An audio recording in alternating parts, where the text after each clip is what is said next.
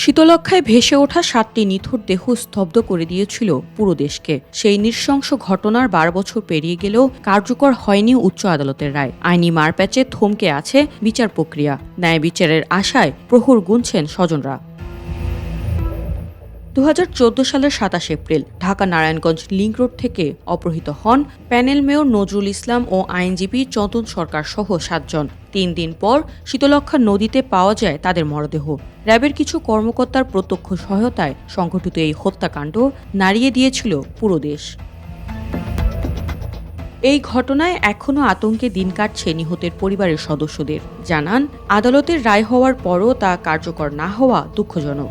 এমনকি রায় আদৌ কি হবে কিনা তা নিয়েও সন্দিহান তারা। আধিপত্য বিস্তার আর রাজনৈতিক কোন্দলের বলি হওয়া এই পরিবারগুলোর দাবি, সরকার পরিবর্তন হলেও যেন ঝুলে না থাকে বিচার।